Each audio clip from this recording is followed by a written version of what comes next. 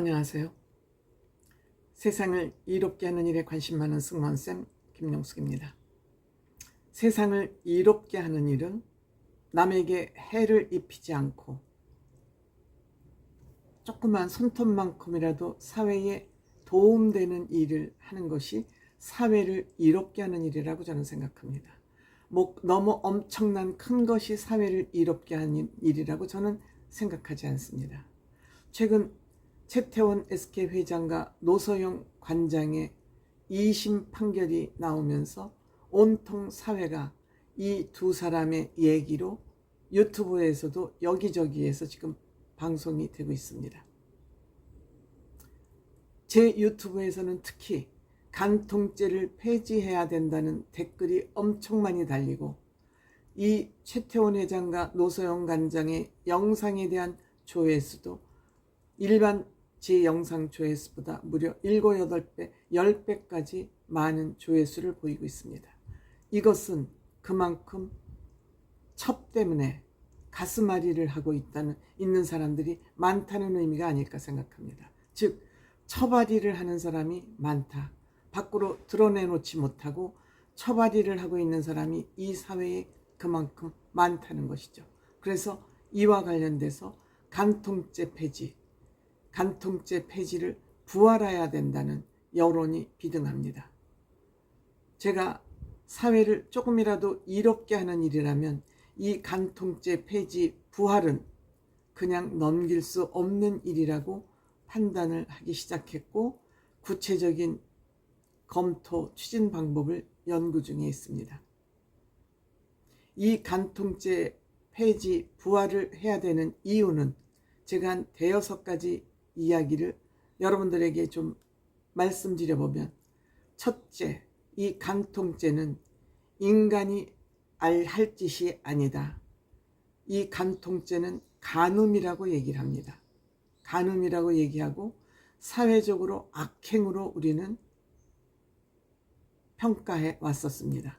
그런데 간통죄가 폐지가 됨으로써 이 남의 배우자를 훔치는 일쯤이야 뭐가 나빠? 법에서도 간통죄는 죄가 아니라고 간통죄가 폐지가 됐는데 하고, 인간이 해서는 안 될 짓을 인간이 해도 괜찮다는 그런 면죄부를 주는 결과를 가져왔습니다. 저는 이 간통죄를 사람 도둑질죄라고 저는 명명하고 있습니다. 사람은 돈 주고 살 수 없습니다. 그 사람하고 똑같은 사람 만들 수도 없습니다. 그렇기 때문에 이 사람을 훔치는 간음죄는 악행으로 규정을 하고 있었던 것입니다. 법으로. 그래서 이 악행을 저지른 사람에게 죄를 주는 것이 바로 간음죄였습니다. 간통죄였습니다. 근데 이것이 2015년 헌법재판소에서 위헌으로 판정 결정이 났고, 그 다음해인 2016년 1월 달에 형법 개정으로 이 간통죄를 삭제함으로써 간통죄가 폐지된 것입니다. 그래서 첫 번째, 저는 인간이 할 짓이 아닌 것에 대한 면죄부를 줬기 때문에 간통죄는 폐지를 해야 된다. 이 간통죄 폐지로 처벌이를 하는 그런 사람들이 너무 많다. 이 간통죄가 결코 여성을 위한 간통죄 폐지가 아니라 여성을 더 힘들게 하는, 여성을 괴롭히는 그런 것이 간통죄 폐지다. 즉, 남성들에게 날개를 달아준 것 같지만 최근에는 여성들도 이 간통죄 폐지로 인해서 날개를 달았기 때문에 사회 문제가, 사회 도덕 문제가 엉망진창 개진창이 됐다. 이걸로 인해서 이혼율이 크게 늘었다. 이혼율이 너무 많이 늘었다. 간통죄 폐지가 이혼율에 날개를 또한 달아주었다. 지네들끼리만 마음에 안 맞아서 이혼하면, 뚝딱 이혼하면 끝이지만 이 문제로 인해서 자녀들이 불행해지고 있다. 너무나 불행한 자녀들이 많다. 본인들도 이혼을 한 것이 자랑스러운 일이 아니라는 것을 알기 때문에 이혼을 한 부모들은 자녀들의 눈치를 슬금슬금 밖에 살 수 없다. 왜? 지 욕심, 야망을 채우기 위해서 이혼을 했기 때문에 자녀들에게 미안한 감을 가지고 있기 때문에 자녀들 눈치를 슬금슬금 보기 시작하면서 자녀들의 버르장머리가 끝간데 없이 엉망이 됐다. 즉, 이 버르장머리 없는 행위는 교감 따기 때리는, 그래서 교감 따기를 때려도 자녀들에게 지은 죄가 있기 때문에 학교 가서 내 아이가 뭘 잘못했냐고 따져 물어서 아이들의 비위를 맞출 수밖에 없는 그런 사회 문화까지 갔다. 이렇게 되니까 내가 미안한 자식을 만들지 않아야 되겠다. 내가 결혼을 했지만 그 남자하고 계속 살지 안 살지도 모르는데 아이를 낳아서 불쌍한 아이를 만들면 안 되겠다 싶어서 아이를 낳지 않습니다.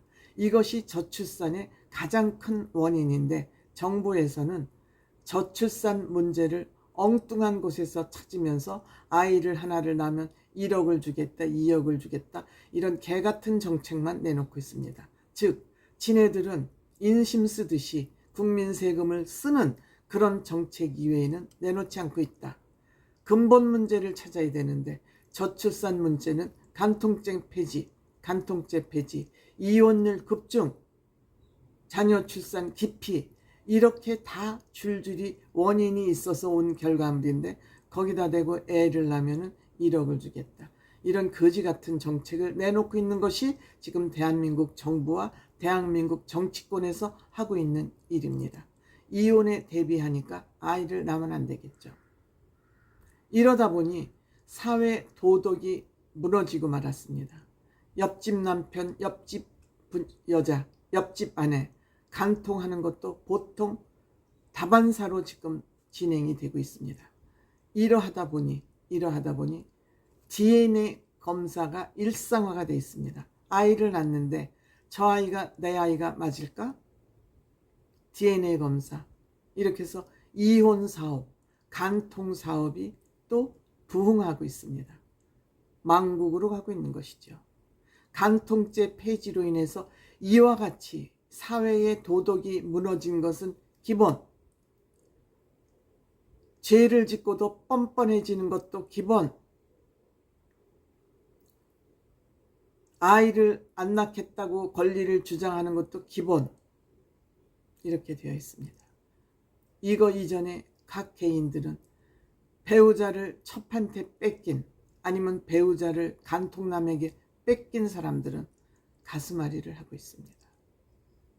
이러니 가정이 행복할 수 있습니까? 가정이 불행한데 개인의 행복이 보장됩니까? 가족이 불안한데 행복하지 않은데 사회가 행복할 수 있습니까? 사회가 행복하지 않은데 국가가 건강할 수 있습니까?